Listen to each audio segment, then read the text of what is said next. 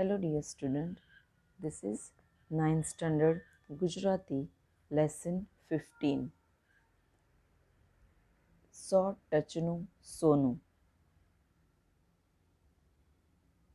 એના લેખિકા છે સુધા મૂર્તિ.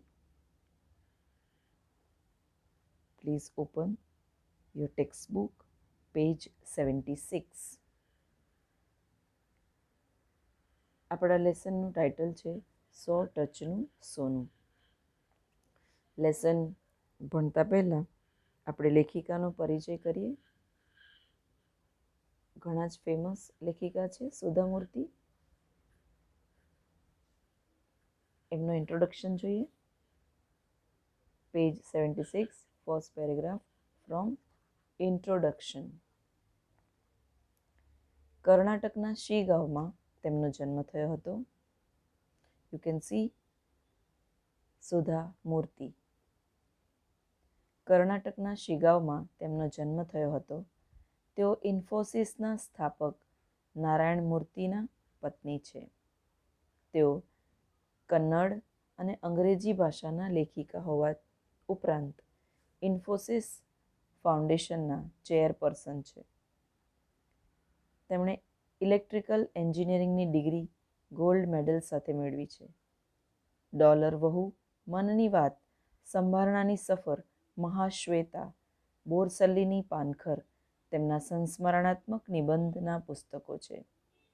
સામાજિક સેવાના પ્રદાન માટે તેમને પદ્મશ્રી પુરસ્કારથી સન્માનિત કરાયા છે. તો આ છે આપણા લેખિકા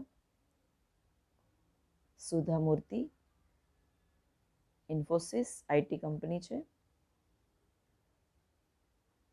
એના એ ચેરપર્સન છે અને એમણે ઇલેક્ટ્રિકલ એન્જિનિયરિંગની ડિગ્રી મેળવી છે. તેઓ ગોલ્ડ મેડલ સાથે મેળવી છે. તમે જોઈ શકો છો ઇન્ફોસિસ ફાઉન્ડેશન. સુધા મૂર્તિ ઇન્ફોસિસના ફાઉન્ડર છે નારાયણ મૂર્તિ.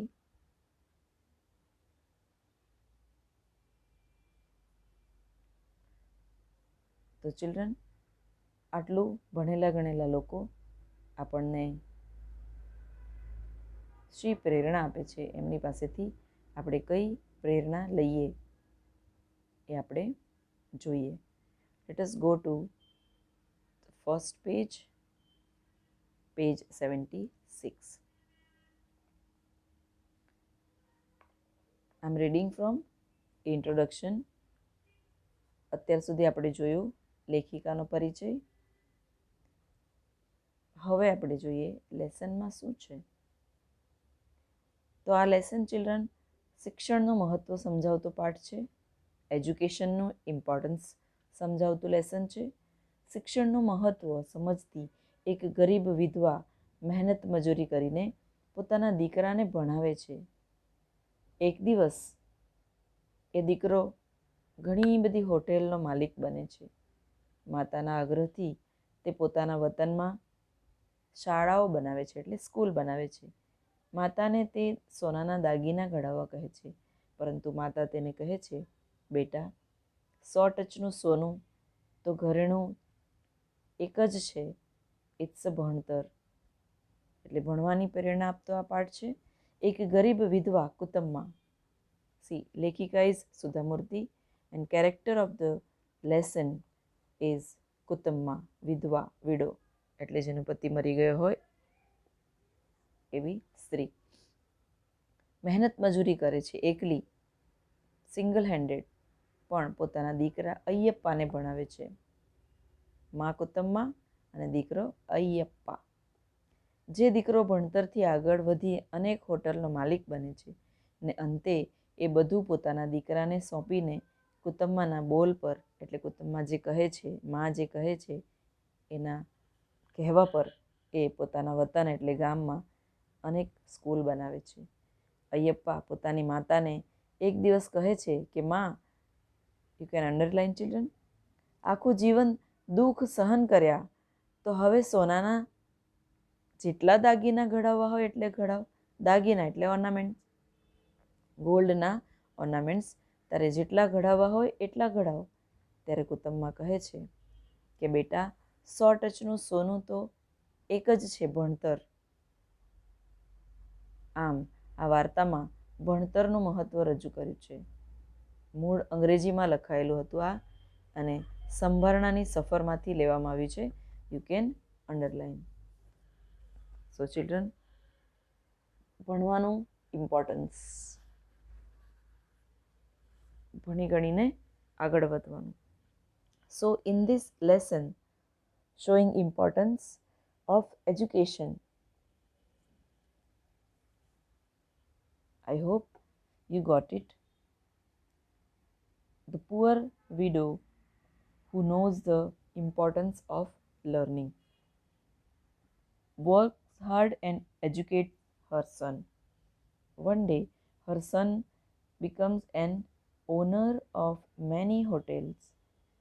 On his mother's request, he built many schools in his native village. And then son પૂછે છે કે તું ઓર્નામેન્ટ બનાવ.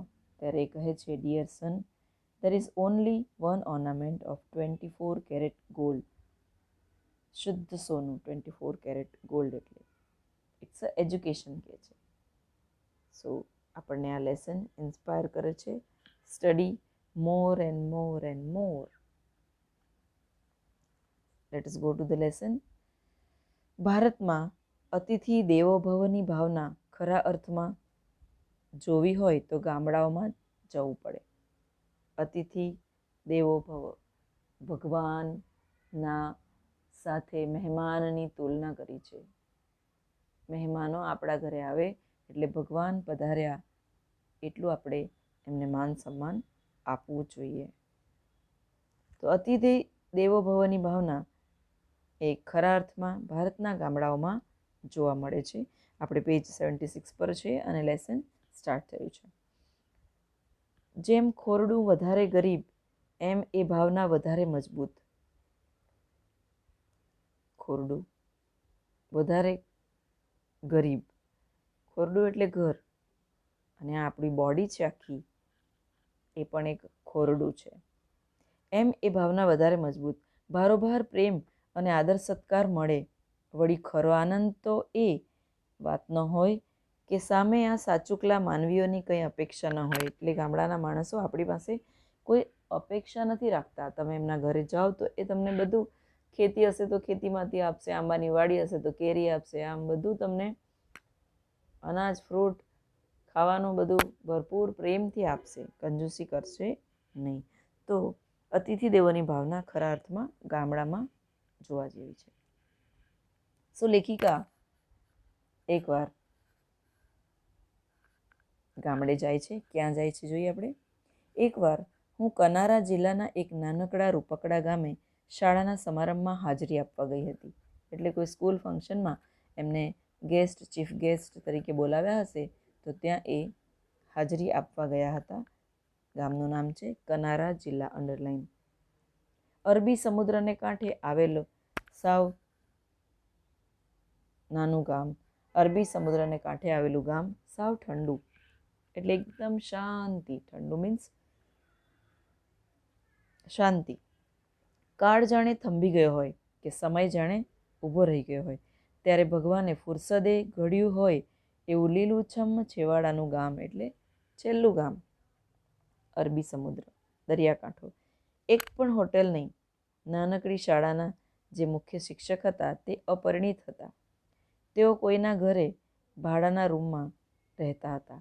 તેથી તેમણે મને ધીમેથી કહ્યું, મેડમ, આ શાળાના ચેરમેન અને મુખ્ય દાતા ખૂબ જ ભલા સજ્જન છે. આપને તેમના ઘરે રહેવું ફાવશે? આજે વરસાદ ઘણો છે. નદીમાં ઘોડા પૂર ઉમટ્યા છે, એટલે કે પુષ્કળ પૂર આવ્યા છે. એટલે આજની રાત તમે અહીં રોકાઈ જવું પડશે. સો વન્સ લેખિકા સુધા મૂર્તિ હેઝ વિઝિટેડ કનારા વિલેજની એક સ્કૂલ, અને ત્યાંના જે શિક્ષક હતા એ ત્યાં એકલા રહેતા હતા, અપરિણિત હતા. એટલે આટલા દૂરના ગામડામાં રહેતા હતા. ગામડાને નાનું હતું ગામડું, છેવાડાનું ગામ હતું. સો ચેરપર્સનની વાત કરે છે શિક્ષક કે તમને એમને એ બહુ ભલા સજ્જન છે. તદ્દન અજાણ્યા કુટુંબ જોડે રાત રહેવું કેવું અડવું લાગે. બીજો કોઈ પણ વિકલ્પ ન હતો. એવામાં તો શાળાના ચેરમેન શ્રી અય્યપ્પા એક હાથમાં કાળી છત્રી, બીજા હાથમાં લુંગી સહેજ ઊંચી પકડીને આવી પહોંચ્યા હતા. ત્યાંનો પહેરવેશ કનારા ગામના લોકોનો. હું તેની સાથે તેમના ઘરે પહોંચી.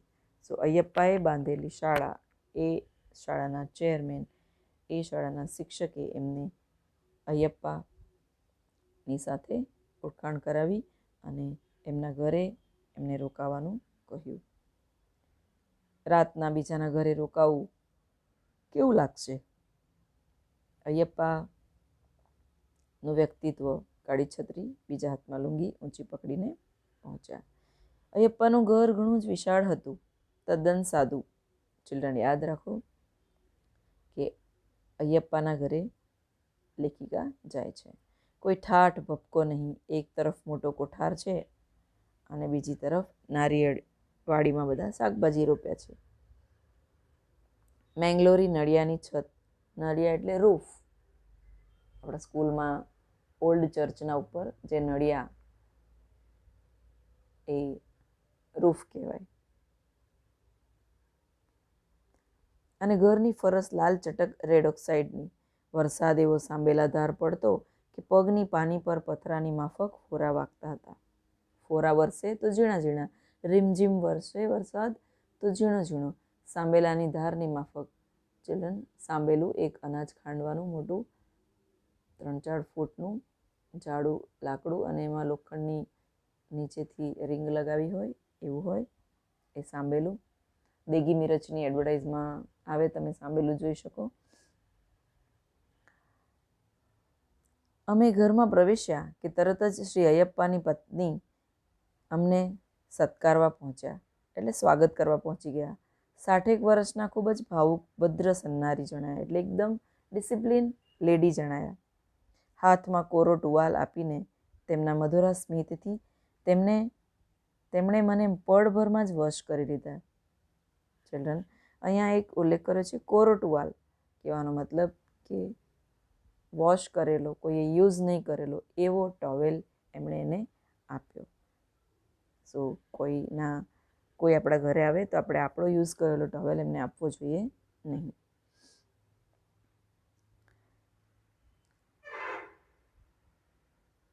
અને સુધામૂર્તિને કહે, બહેન જરા ડીલ લૂછી કાઢો. This is the spelling. Deal એનો મતલબ થાય છે શરીર. જમવાને હજુ અડધો 1 કલાક વાર છે. તમારી બેગ અંદર રૂમમાં મૂકી દો. હું ફ્રેશ થઈ, એટલે કોણ? લેખિકા ફ્રેશ થયા. કપડાં બદલીને ડાઇનિંગ હોલમાં આવી. વિશાળ રૂમમાં જમનારા અમે 4 જ હતા. શ્રી અય્યપ્પા, તેમના પત્ની, શ્રી અય્યપ્પાના વયોવૃદ્ધ બા કુતમ્મા અને હું. એમના મોટા ઘરની અંદર જમવાવાળા 4 જણ હતા. અય્યપ્પા, તેમના પત્ની અને અય્યપ્પાના મધર કુતમ્મા અને લેખિકા. જમીન પર કેળના પાન પાથરવામાં આવ્યા. સાઉથમાં ચિલ્ડ્રન કેળાના પાનમાં જમવાનું આપે. અમે સામે ચટાઈઓ પર બેસી ગયા, મેટ પાથરીને બેસી ગયા.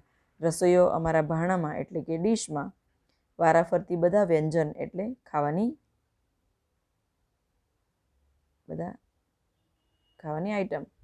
વાનગીઓનું વૈવિધ્ય એટલું બધું હતું કે મને મૂંઝારો થઈ ગયો કે એટલી બધી જાતની ખાવાની વસ્તુઓ બનાવી હતી કે હું તો ચિંતિત થઈ ગઈ કે શું કરવું, શરૂ ક્યાંથી કરવું, શું ખાવું. ચિલ્ડ્રન, આમ આપણી સાઉથ ઇન્ડિયનની ડીશ હોય એમાં પણ ઘણું બધું ખાવાનું પીરસેલું હોય અને કદાચ એનાથી વધુ ગુજરાતી ડીશમાં ગુજરાતી થાળી, બસ જમીએ જાઓ. ગુજરાતી થાળીનો ઓર્ડર કરીએ એટલે જમતા જમતા થાકી જવાય. અને ક્યાંથી શરૂ કરવું એ પ્રશ્ન થઈ ગયો લેખિકાને. કે છે આ તો સાક્ષાત અન્નપૂર્ણાનો અવતાર. મને મારા બા યાદ આવી ગયા. ગામડાના એ લેડી એમને એટલી સારી રીતે જમાડતા હતા કે એમને પોતાના બા યાદ આવી ગયા. બા એટલે આપણા વડીલ, આપણા મોટા, દાદી, નાની, એ બધા આપણને, માં આપણી, એ બધા આપણને પ્રેમથી જમાડે. જમવાનું ચિલ્ડ્રન, ફૂડ ખાઈએ તો આપણું શરીર તંદુરસ્ત રહે, અને ફૂડના માટે માં, દાદી, નાની એ બધા આપણને ફોર્સ કરતા હોય કે ખાઓ તમે, અને પૂરેપૂરું બધું જમો. એટલે ભરપેટ જમવાનું ચિલ્ડ્રન. અને જમો સારું એટલે આપણું મગજ, દિમાગ એ પણ સારી રીતે, બ્રેઇન પણ સારું વર્ક કરે.